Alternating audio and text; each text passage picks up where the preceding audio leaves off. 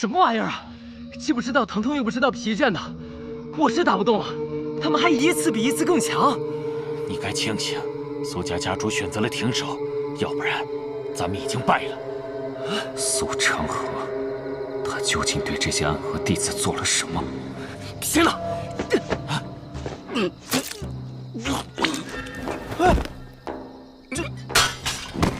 这闹鬼了吗？这是，今晚这是在跟鬼打架啊！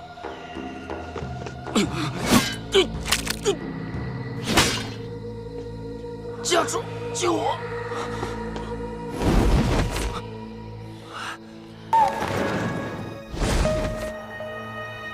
这人的身形怎么看着这么像无心？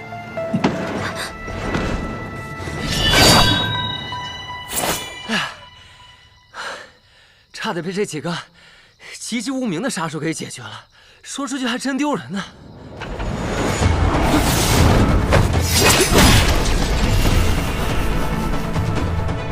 你是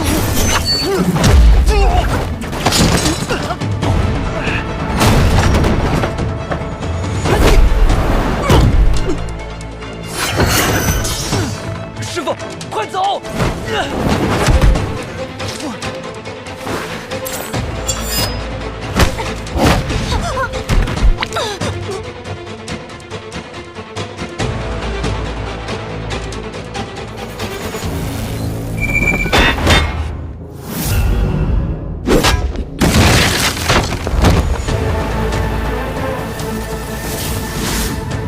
无心，你好好看看你的眼前，那是萧瑟，那是你的兄弟啊！没用的，他跟方才5个杀手一样，失去意识了。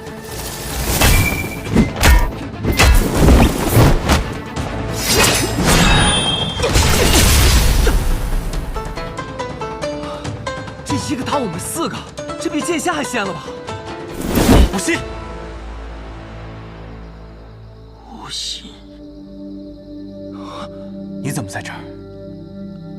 你怎么变成这样了？你刚刚喊我什么？无心。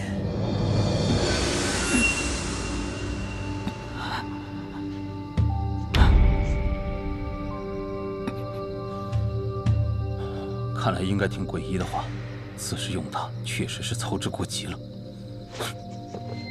无心，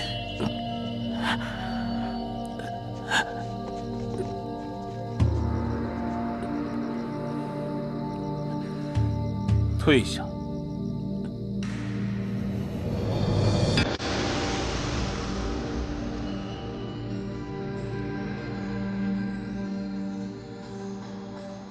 萧雨，你搞的鬼！我没有必要回答你的问题。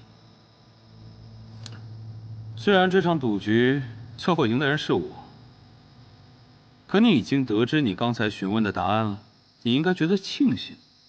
不过，你的那座雪落山庄是我的了。是吗？你为何如此确信你赢了？二哥可是毫发无伤。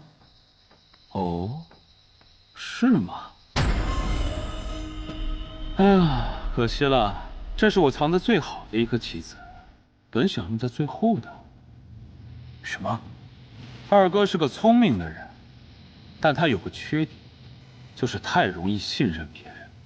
他最信任的那个人，带着他走向了绝路。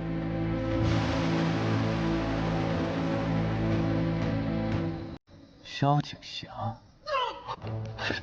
别动！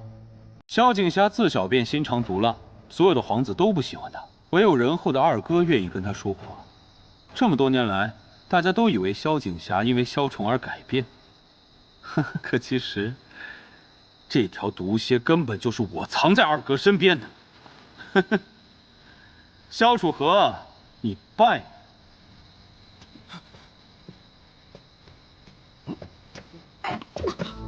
师哥，救我！我败了。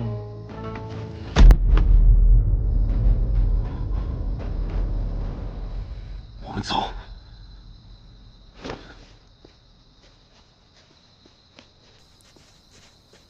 要追吗？大局为重吧。去看看二哥。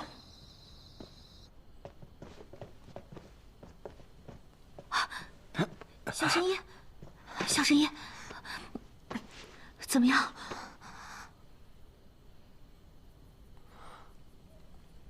哎，那个是什么？唐门暗器。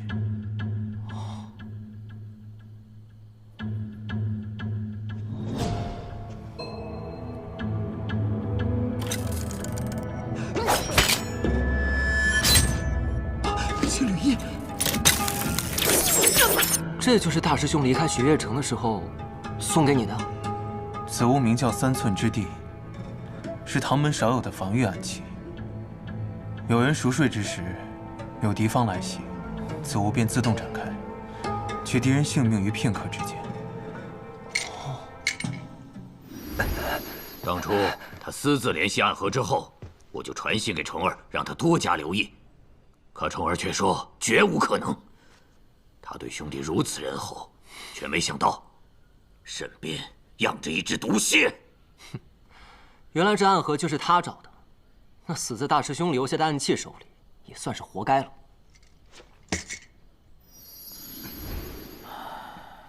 沐春风应该没事，神医如何？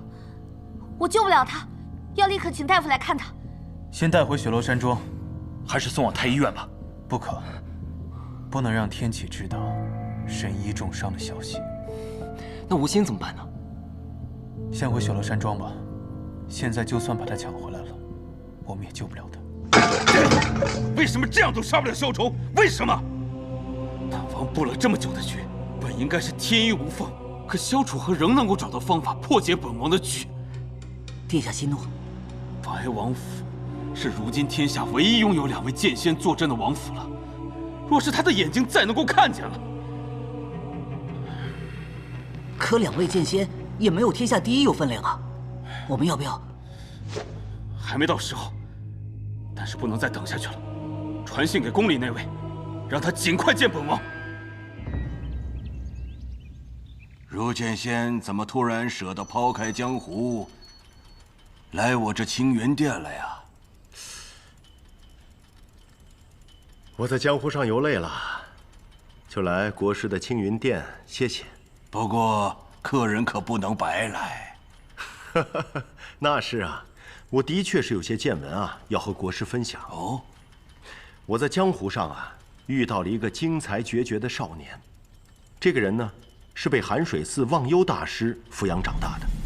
我最后一次见到他的时候啊，他跟我说他要来天启城。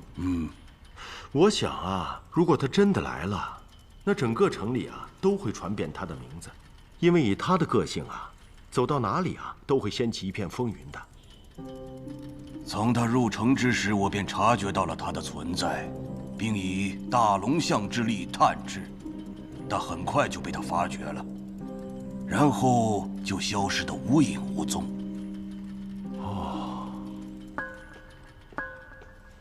禀师尊，萧瑟公子求见。哦，他来了，还真是巧了。请。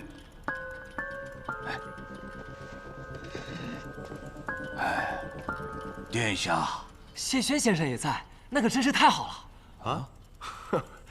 难道又有人受了伤，需要我去医治？是华锦小神医。小神医？小神医昨日被人重伤，至今还昏迷不醒。哎呀，那该如何是好？如今陛下的病全靠他给吊着。那他人现在在哪里啊？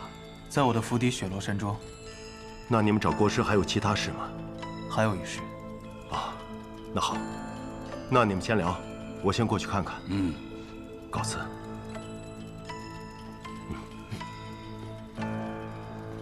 殿下快请坐。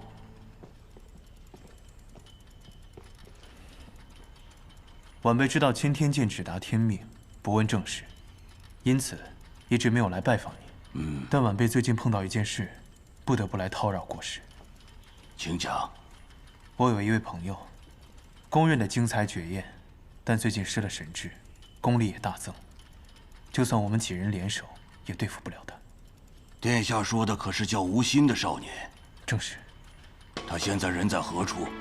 就在赤王萧雨的身边，我们都觉得是赤王控制了他。控制了他？这样的事我之前只听我师父说过，我怀疑是西楚药人之术。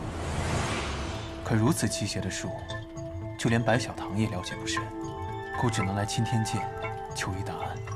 西楚灭国之后，应该只有药王谷一支还密留着炼制之法。这新百草绝不可能，卞姑娘早已去世，难道是叶丫她还活着？果然是他。可叶丫纵会药人之术，她并不一定就是炼制药人的人主啊。何为人主？所谓药人皆有人主，炼药人需以血为引，这一滴血必须是至亲之人的鲜血，又以亲生父母的最为完美。若没有引之有药，炼制出的药人极易遭到反噬。难怪那些人最后都死了。但是吴昕给人的感觉和他们不一样，身上没有那股死气。但是这世上还有谁的血能够为他炼制药引呢？宣妃娘娘，宣妃就是吴昕的生母，若需要至亲之血做药引，那也只能是宣妃。药人之术的解法，同样需要弄到这一滴至亲之血。那想要救吴昕，只要找到宣妃就好了。是需要宣妃的至亲之血。一滴至亲之血就够了。弄到了至亲血，后面的事情交给小神医，就并非难事了。晚辈多谢前辈解惑。走。哎，樊松兄弟，飞仙小弟弟，你们怎么在天启啊？哎，飞轩，他是咱们师娘的弟弟，那我们应该怎么称呼他？按辈分，你应该叫他叔叔，我应该叫他叔公。哦，雷叔叔好。你叔什么叔啊？都把我叫老了都。哎呀，算了，能在天启城遇见故人，还真是开心。哎，对了，你们为什么来这青天剑啊？我叫他们来的。所以，我什么时候才能见到他？见到谁？暗河大家长，苏长河。他昨日现身了，现在是赤王萧雨的人。什么？况且以你的剑术，现在不是他的对手，我们得从长计议。哼，放心，师父传了我儒者剑，我日夜修行，早就今非昔比了。儒者剑？如今小师叔跟随谢轩先生学习儒者剑。哦，原来如此啊！哎，先后两位剑仙教你剑术，你日后必成大器啊！不要以后，只争朝夕。好，待时机成熟之时，我自会告知你们。告辞。好。好啦，我们不聊刚刚的事情了，我们聊点轻松的。千洛好像喜欢你。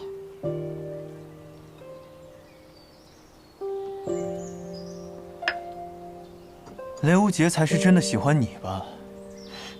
没想到你这样的人也会扯开话题。我只是觉得你说的不对。哪里不对？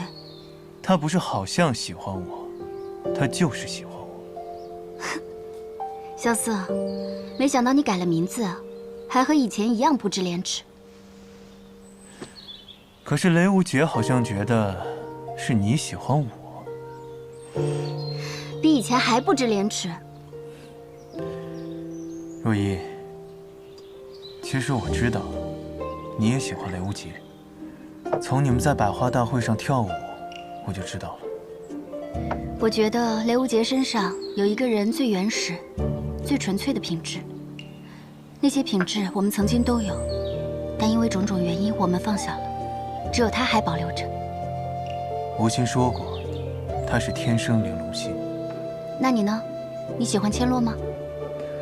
这两者之间好像没有什么关系。如今在这天启城满城风雨的情况下，我们还有心情在这谈笑风月，传出去也不怕被人笑死。你又扯开话题。我若真是喜欢风月之人，4年前不就纳妃了？腰细娇小，肤白貌美，还有点小任性，也算是个极品了。听你这语气，还真像是醉梦楼里看花魁的登徒子。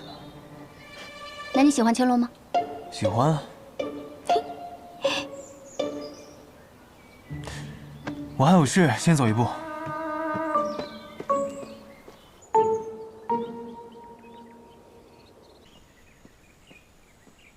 来了。陛下。哎呀，辛苦你了。哎，坐嘛。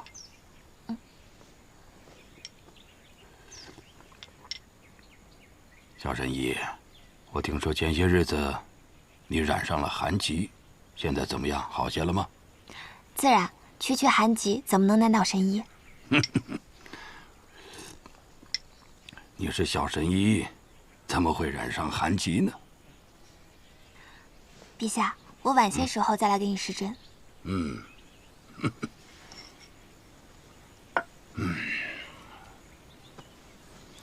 小神医啊，这些日子你在姑这身上插了太多针了。姑得的病有这么难医吗？陛下，你知道我们医者口中常说的一句话吗？什么话？心病不除，百病难医。陛下，你有心病，这个华锦医不好。心病不除，百病难医。你的话，我明白了。明白了也没有用，还要治好。解铃还需系铃人。陛下，谁是你的解铃人呢？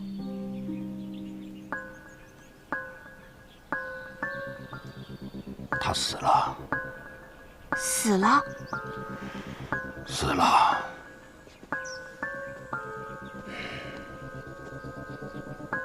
他是姑最好的兄弟。我们在很小的时候，母后就死去了。虽然我们是皇子，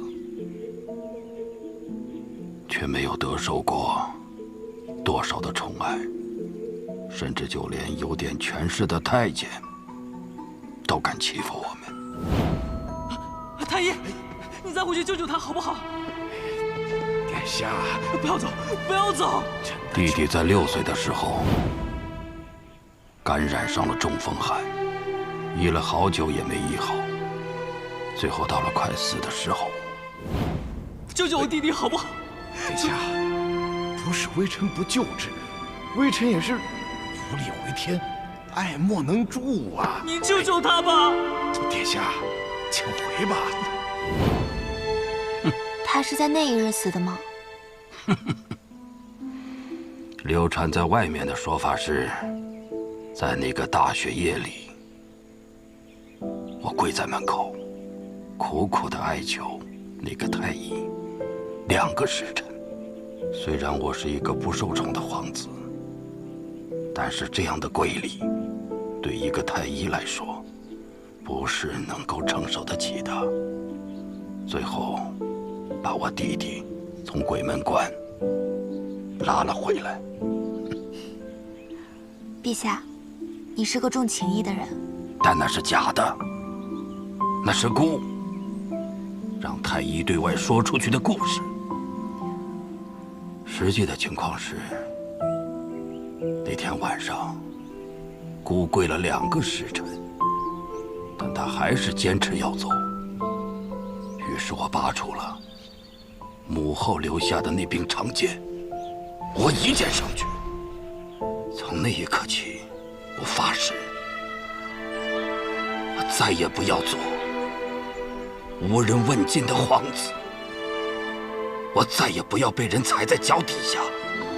我要和我的弟弟登上天启的最顶端，让所有的人都不敢低头看我们。后来，我成为了皇帝，我的弟弟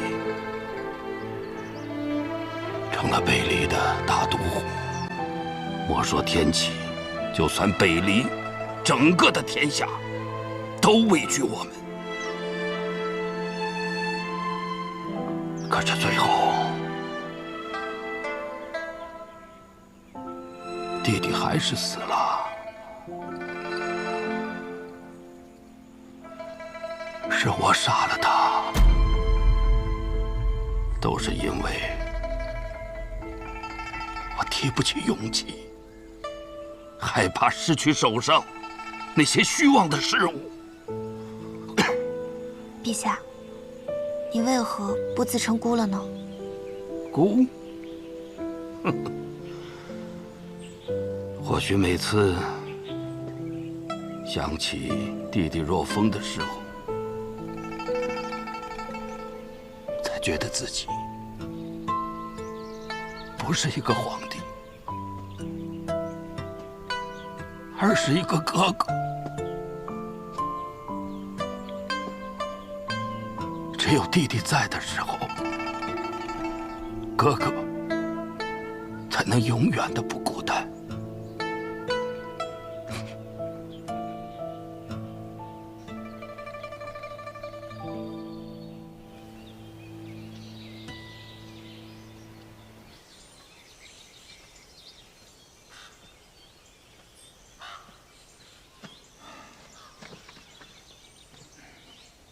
西川叔叔，这无聊的日子厌倦了吗？你说呢？我这刀都要锈死了。是有点怀念天启了，想去千金台赌一把，再去碉楼小筑喝一杯，再去彩云追月阁睡一觉。瞧你这点出息，王爷怎么生出你这样的儿子？我这不是在这儿过过嘴瘾吗？现在看来，只有萧瑟那家伙当了皇帝，才能把我们招回去了。那也未必，我们可以自己回去。据最近传来的消息，明德帝最近病重不起。病重不起，王爷有什么打算吗？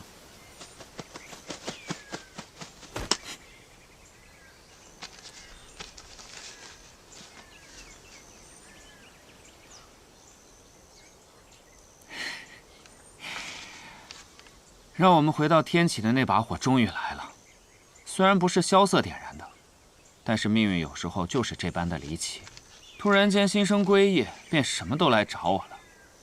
那便归吧，策马扬鞭，直逼天启。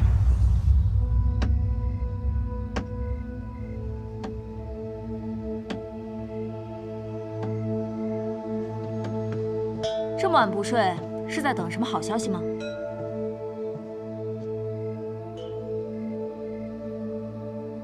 你来了就肯定没有好消息。行，你既然这么说，我现在就走，不给你添堵。开玩笑的。你的好兄弟蛰伏多年，最近似乎有些不安分了。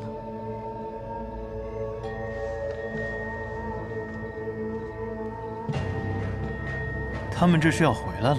是，但你似乎并不惊讶。我们的对手啊，以他们的做事风格，时机到了，也该走到这一步了。不过吸引他们的东西又是什么呢？不知道。白小堂只查到，在那之前，谨言去过一次将军府，随后将军府便派出了16名密探，悄悄出城了。那应该是龙峰卷轴。什么是龙峰卷轴？当年，八王之乱爆发，各大皇子纷纷闯进皇宫，一路杀到了平清殿。他们都在等，即将驾崩的先帝从里面送出来的龙峰卷轴上面写着他们的名字。可到最后，只有琅琊王和明德帝取得了最后的胜利。可当他们刚要踏入平清殿的时候，武大健捧着卷轴出来了。那卷轴上写的是明德帝。武大健捧旨而出，却始终不宣。最后，琅琊王上前一步接过卷轴，看了一眼之后，便当即撕毁。随后宣布，皇位传给三皇子萧若锦，也就是现在的明德帝。那说明卷轴上写的，并不是萧瑟的父皇，不然为何要撕毁它？是啊，可是当年负责此事的武大健都选择了保持沉默，所以也就没有人再继续追究此事。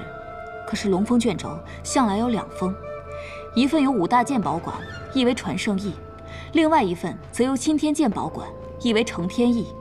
一封卷轴被撕毁之后，另外一封本该送到青天剑的卷轴，却无故消失了。那武大剑为何要纵容他？只有一种可能，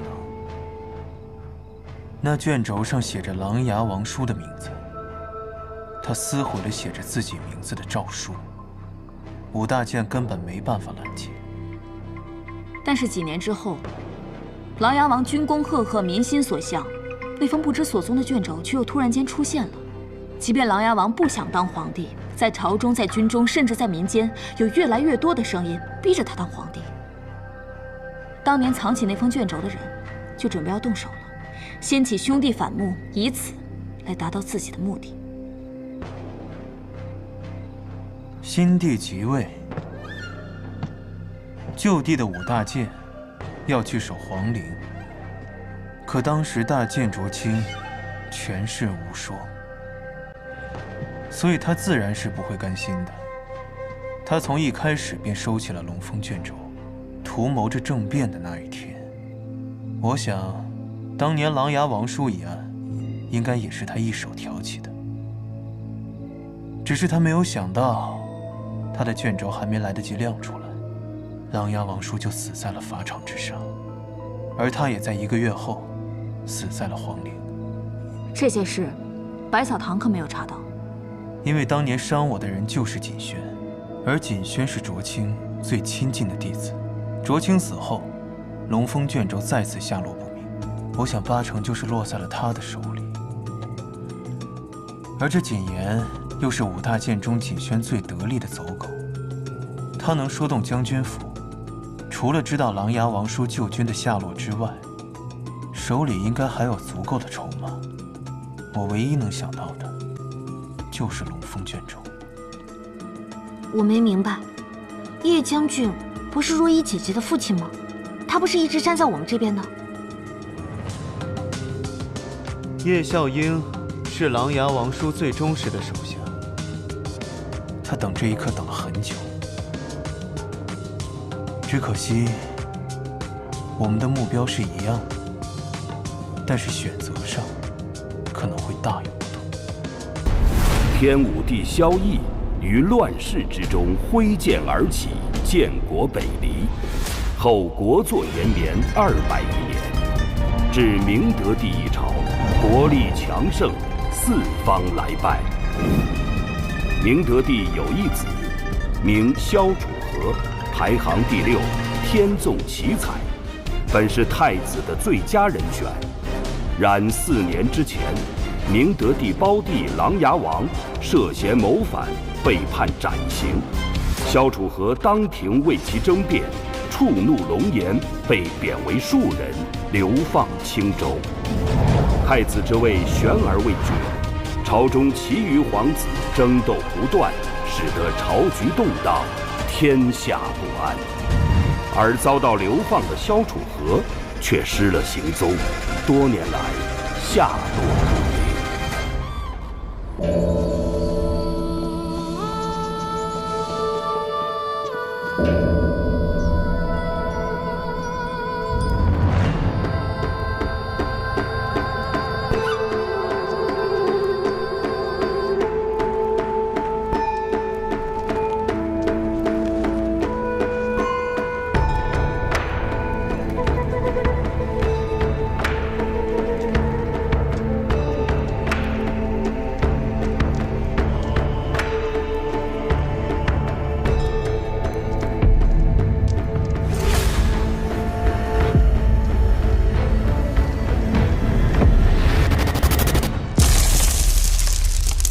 明德20年秋，寒水寺忘忧大师作画，以此为引，震动整个江湖的黄金棺材事件拉开序幕。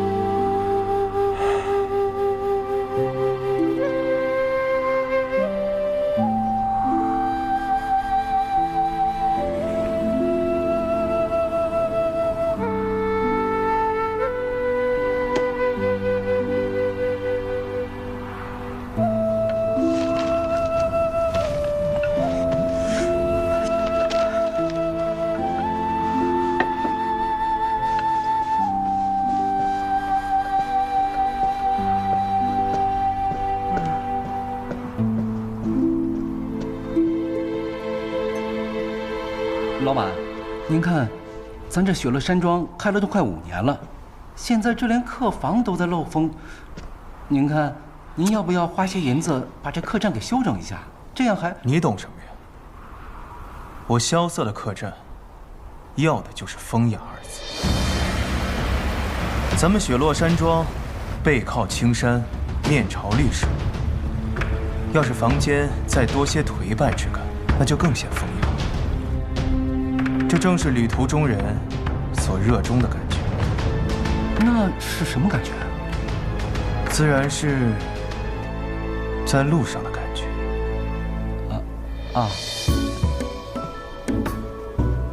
在路上的感觉，那是什么感觉？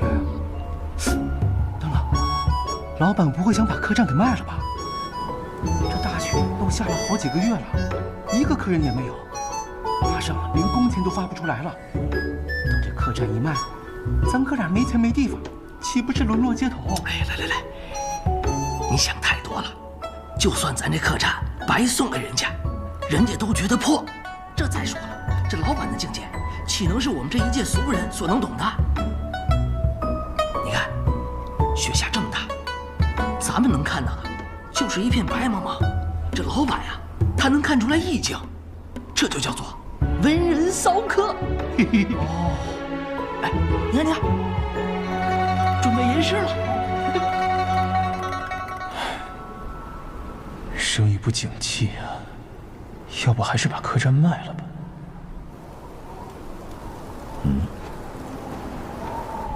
来客人了。哎，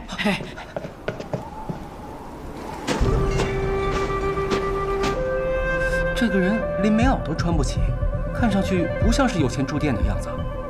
你看清楚，他穿的这身衣服红得很特别。这样的料子，除了天启城玉秀坊这样的大铺子，否则要进一批料，都得把整个店铺卖了才行。接客。好嘞。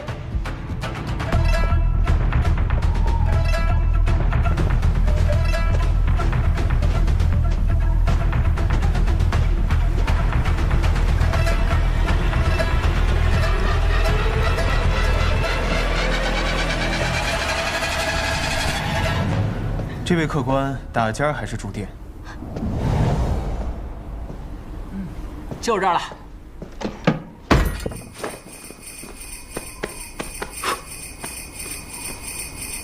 这个家伙，看上去就让人讨厌，一点礼貌都没有。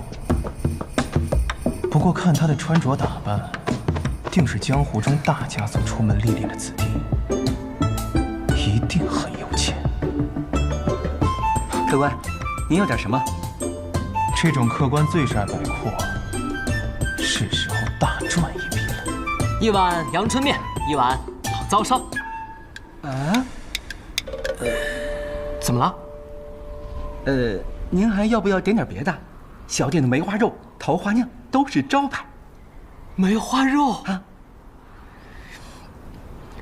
来一份梅花肉，定然是不行的。哎，不如你切一块在那阳春面当中吧。啊，1碗阳春面，1个老糟烧，6个铜板。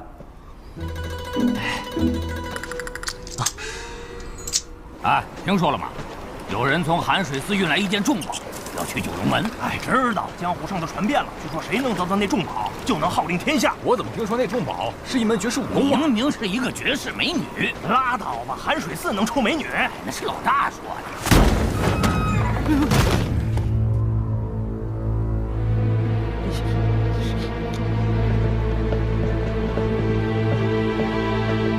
哎呀，几位客官里边坐。你看，又是一帮没礼貌又没油水的家伙。客官，客官，拿最好的酒、最贵的肉来。客官，您的面和老糟烧。哇，请慢用。哎，怎么了？你。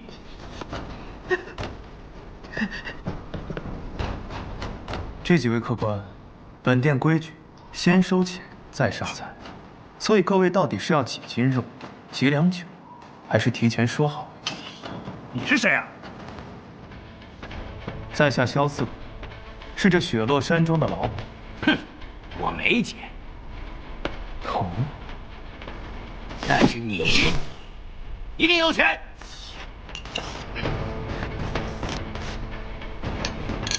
实不相瞒，本店已经1个月没开张了，现在连工钱都开不出。哼，我不管，就算你没钱，你身上这件裘皮大衣怎么也值110两银子。胡说！五花马，千金裘。我这身袍子乃是天启城玉绣坊定制的，光做便做了3个月，运便运了1个月，110两，买我个袖子都不够。你，哼！我说你小子到底听没听懂我说话？2两银子。什么2两银子？我说这桌子2两银子。你小子，老子今天是来打劫的，不是来打尖的。给我来上好的酒，上好的肉，再把值钱的东西交出来，要不然我杀了你的人，烧了你的店。打劫啊！那我就不能不管了。你是谁？雷无杰。雷无杰？正是。雷无杰是谁啊？不知道啊。雷无杰谁啊？没听过。江湖中有这行人吗？我初涉江湖，你们自然不知道我的名字。不过，没关系，很快我的名字便会明哲。什么无名之辈，给我上！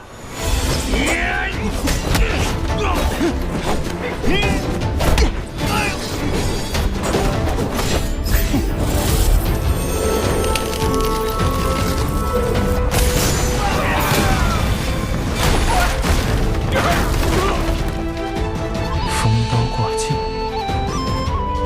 江南霹雳堂，雷门，雷家，雷无杰，给我剁了他！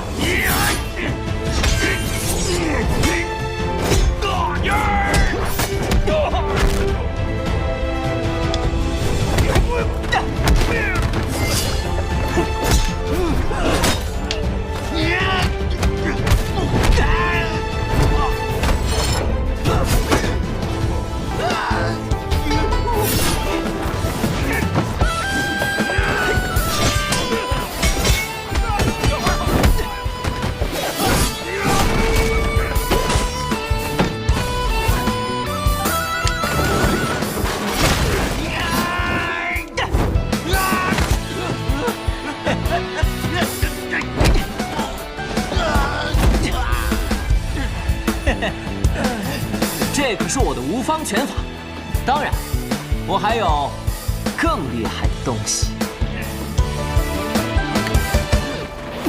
少年梦逐浪入城，相信乾坤年轮，好坏曾遇上分，闯荡才算人生。狂曾剑冷交激昂青春，曾是我岁月风刃。天涯凌云尽所。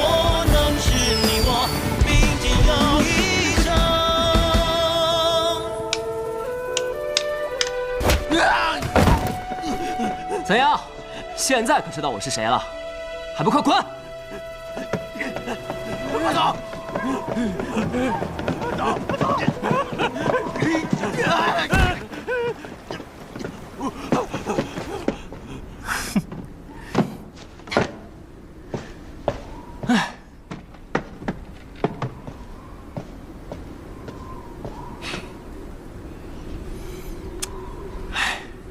有道是大恩不言谢，路见不平拔刀相助，这些都是应该的，不用太客气了。我还急着赶路，还望后会有期。大恩不言谢，拔刀相助。那当然，哎，要不是我，那帮大汉早就砸了你的店，搞不好你们连命都没了。这难道不是大恩？你看看我这店，跟被砸了有什么两样？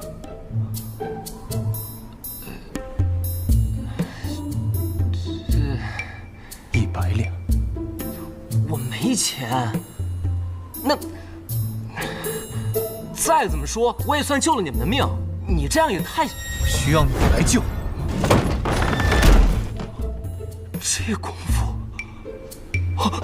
，100两。我真没钱。没钱？但我马上就会有钱的。我要去一个地方，到了那地方便会有钱。什么地方？雪月城。雪月城？嗯。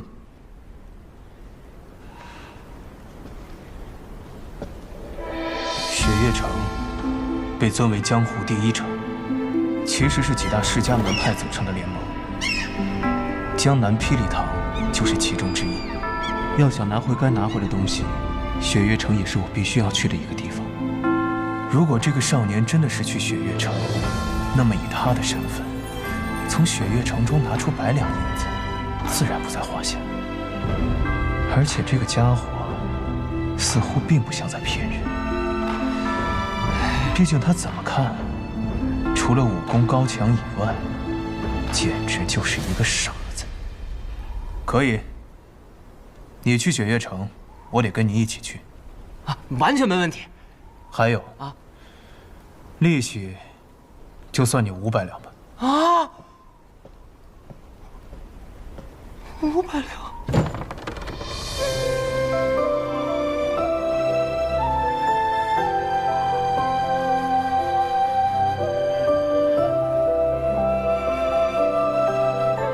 也是好多年没出去了。雪月城的几位城主，我们也该见面，聊一聊当年的事。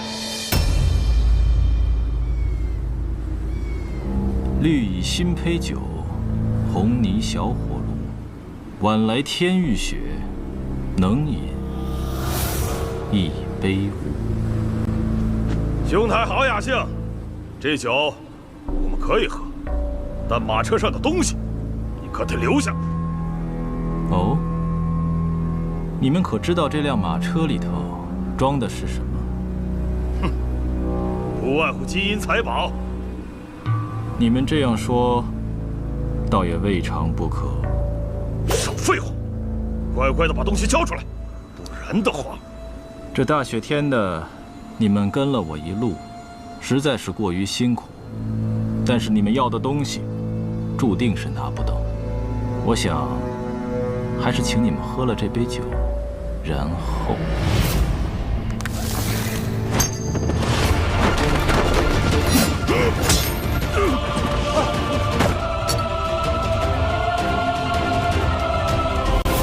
前任，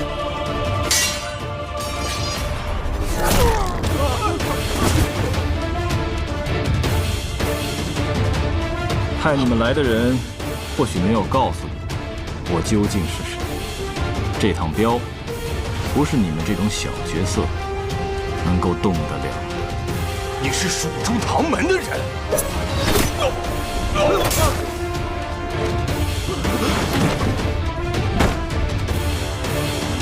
撤！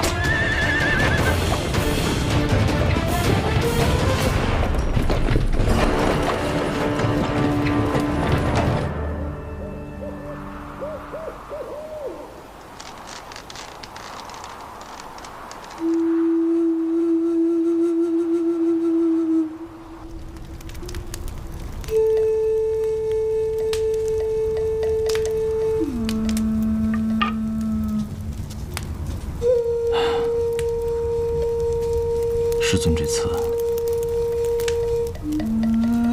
托我运的是什么？这一路上竟引来这么多的高手。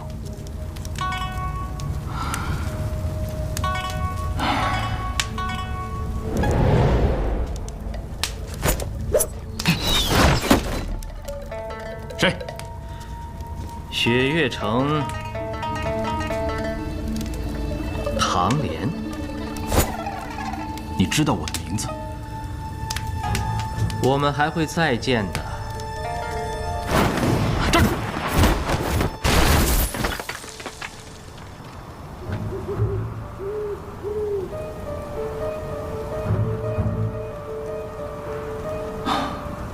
真是个奇怪的人。白发御剑，轻功卓越，怎么从未听师尊提起过江湖上还有这样的高手？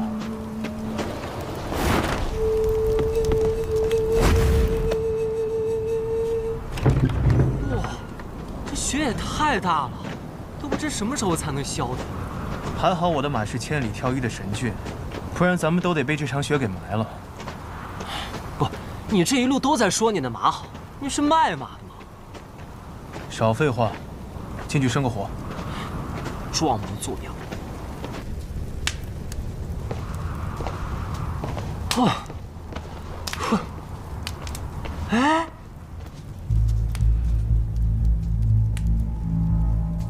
刚刚有人生过火呀。哦。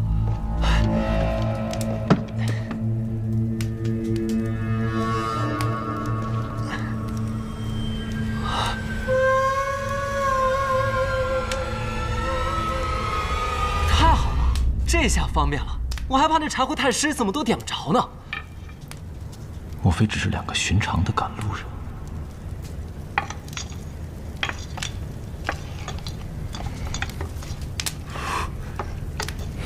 快点！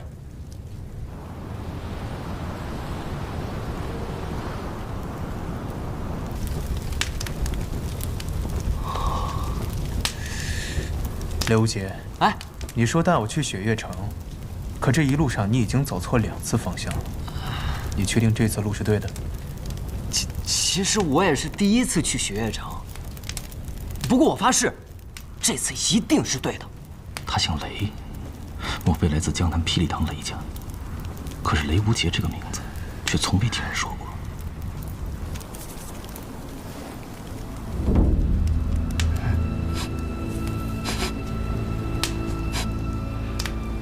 你属狗的吗？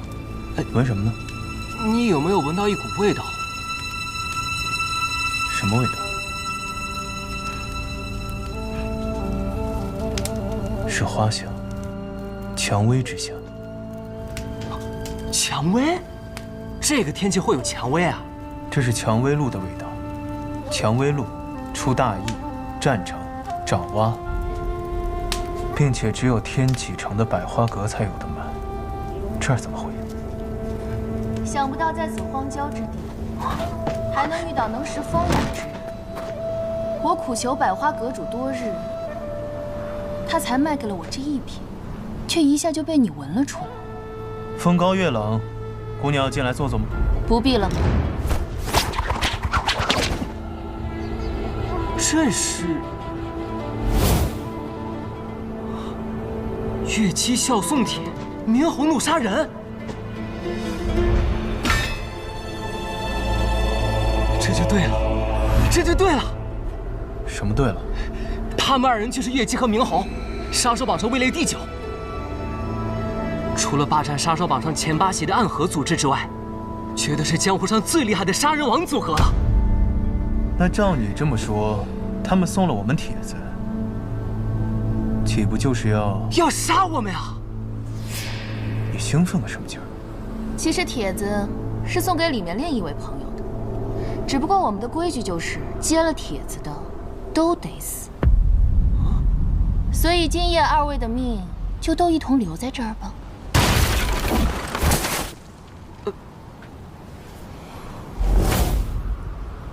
我接过你们的帖子，但我却没有死。敢问这位兄台？唐莲。所以我们这不又赶来杀你了吗？唐莲，你是唐莲，雪月城首席大弟子唐莲。哎，那这样说起来，你就是我的大师兄了。我雷无节，我是从江南霹雳堂雷家堡来的。我也是雪月城的，小心！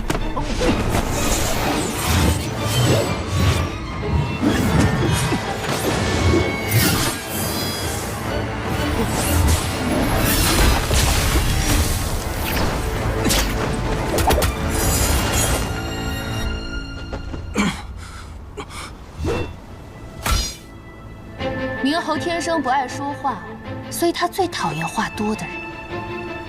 好大一把刀啊！你受伤了，你中的百香散也没有完全解，不然刚才那刀，下一刀你一定挡不住。这一刀我来挡。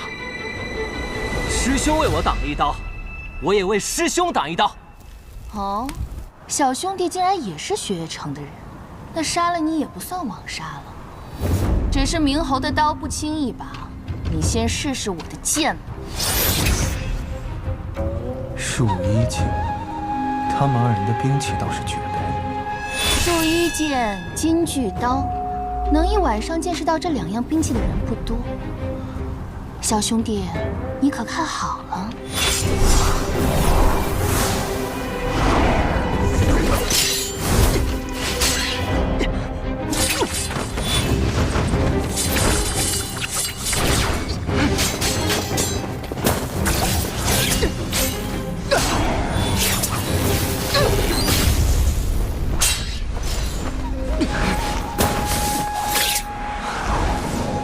江南霹雳堂雷家火器天下第一，却没想到小兄弟的内力也如此惊人，竟能赤手握住我的树衣剑。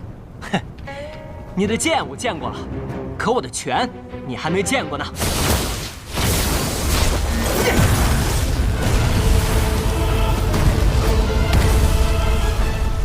是雷门的无方拳，拳未到气先到，这小子有一手。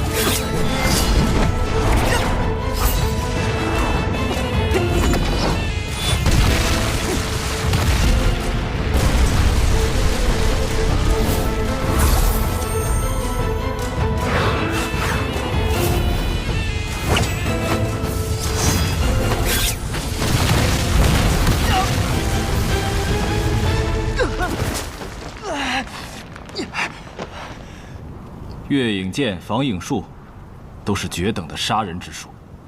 再绝等的杀人之术，没有杀掉该杀的人，也是没有用的。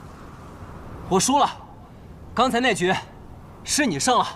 小兄弟说笑了，我们杀手没有输赢，只有生死。想不到初入江湖就能遇到这样的对手，是我雷无节的幸运。这是雷家宝的火灼之术，怪不得他的头发会发红。月姬，我们走。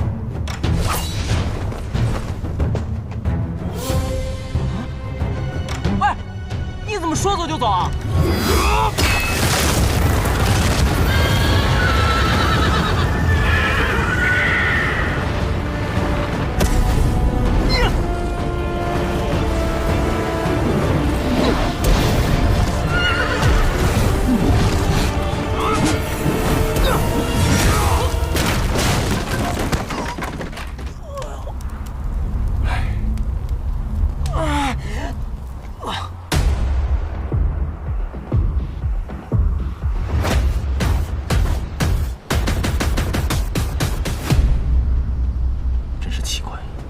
占尽上风，为何要离开？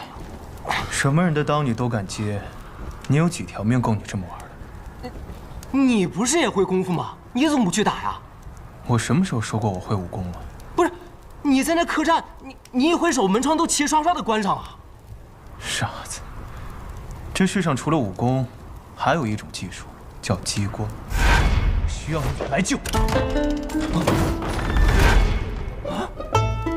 这也行？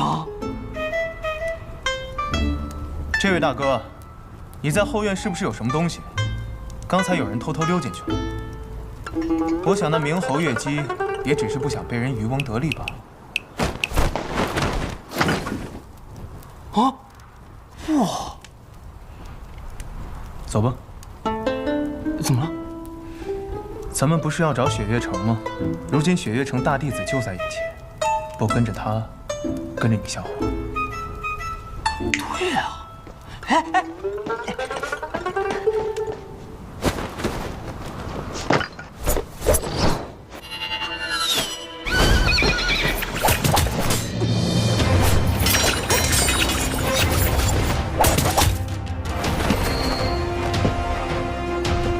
上不得台面的家伙，只敢做些偷鸡摸狗之事。唐莲，你给我说清楚了，谁是上不得台面的家伙？报告大师兄。千洛，三师尊知道你来吗？你不会又是偷跑出来？谁说的？我就是出来游历江湖，恰好路经此地。这是什么情况？看来还是偷跑出来的。我现在有任务脱不开身，只好传书给三师尊，让他把你领回去。唐莲，你敢？哎呦，大师兄！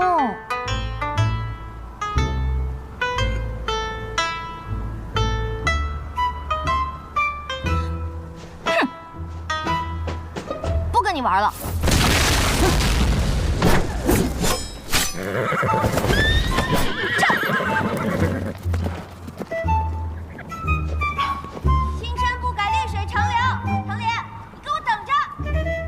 刚才那位是司空千洛，姓司空，莫不是强仙司空长风之女？正是我三师尊的女儿，雪月城的大小姐。哦，那还真是让人出乎意料。千洛这次是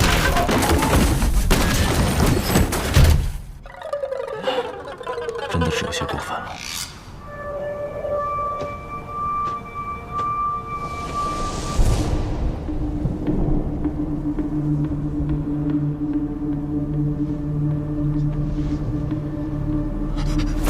你想做什么？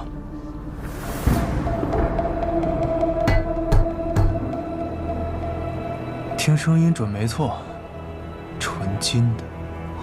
纯金的？纯金的又如何？值大钱了。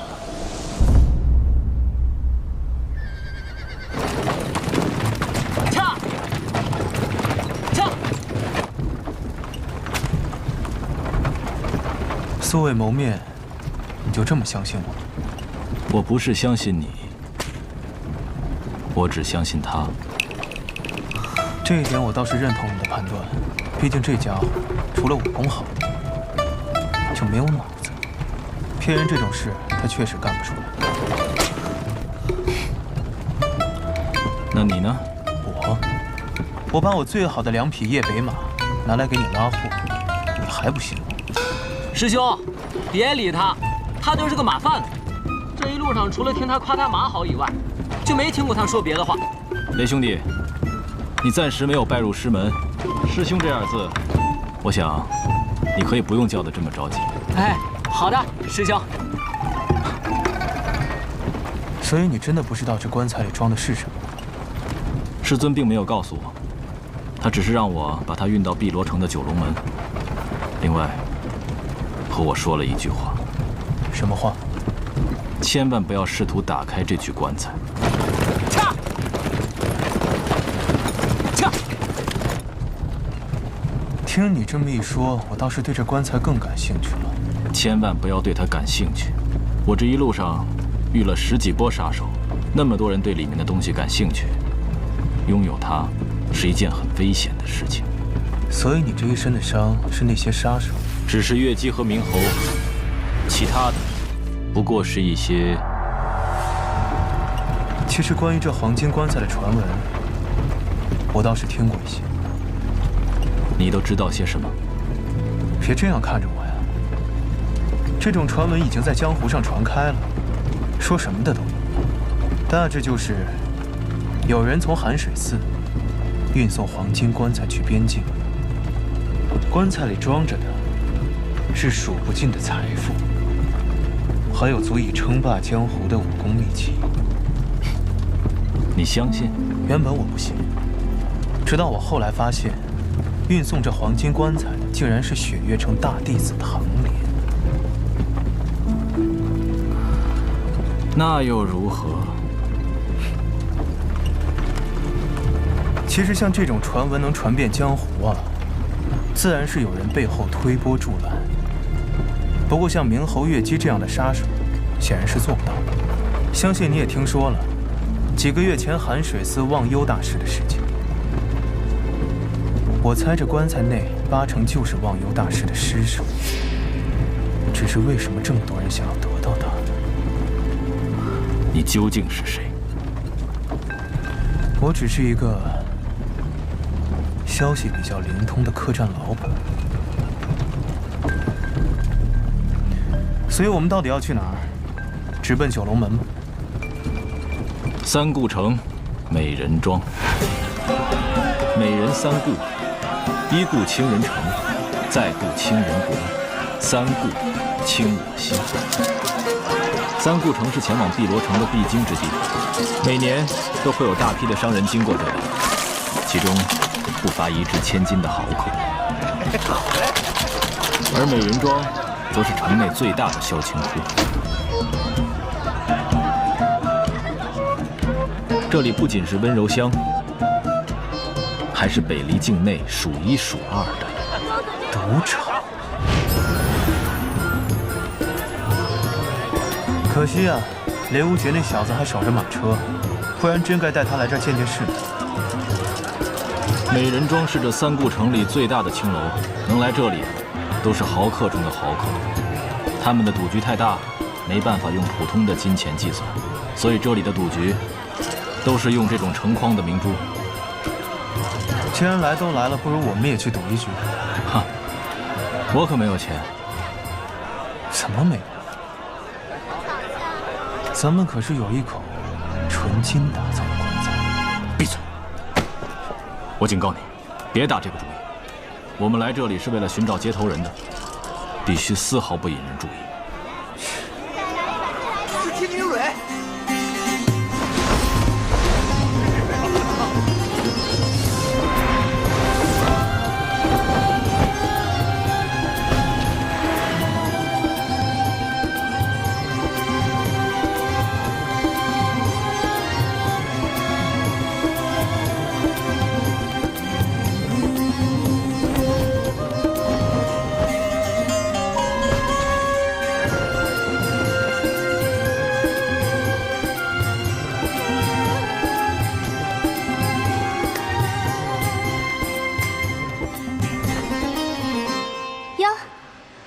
是莲吗？你不是说不能引起别人注意吗？可是现在你看看，整个美人庄，所有人都盯着我们呢。蕊，莲，距离你上一次来，已经过了16个月07天了。你就这么不挂念人家吗？你们一个叫蕊，一个叫莲，听起来还真像是一对老相好。真是个好看的少年郎。刚刚听公子说想要赌一局，美人庄今夜有一场千载难逢的赌局，要不要一起玩玩？我可没有钱。不，你一定很有钱。姑娘为何如此确信？寻常人看到如此庞大的赌场，早就瞪大了双眼。看到我这样的美人，早已迷了心神。但你却是一副懒洋洋的样子，仿佛这样倾城的财富、倾国的美人，在你眼里都是稀松平常的。你说，你是不是很有钱？蕊，现在不是说这个的时候。你的接头人至今也没来，但东西已经准备好了。你要小心，这几天不断有顶级的杀手为了那件东西涌入三顾城。他们中有很多人不好对付。公子还想赌吗？我有一座山庄，名叫雪落，大概值10匣这样的珠子。不知姑娘可愿先借我一匹？好说。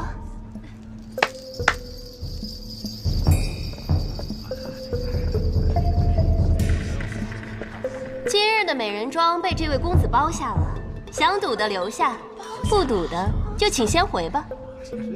天女说笑了吧？区区2匣明珠就能包下美人庄？这位公子看上去有些面生，怕是不懂这里的规矩。天女怎么也糊涂了呢？糊涂？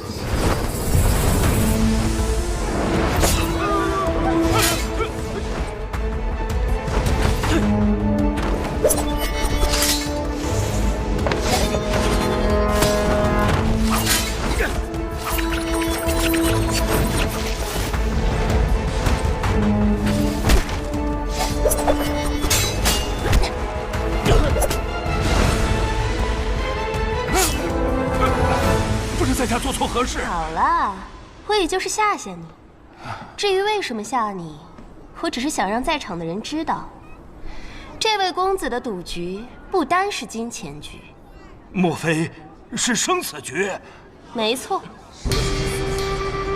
这生死局是什么意思？光听名字就知道了。输的人不光要留下钱财，还要留下性命。我什么时候说过要这么赌了？哼，这个小丫头，我知道你想要帮你的小情郎，但是你也要知道，仅凭这3顾城美人庄，镇不住这个场。是你，我们又见面了，唐莲。不过这小丫头说的也对，愿意入局的留下，其余的人可以清场了。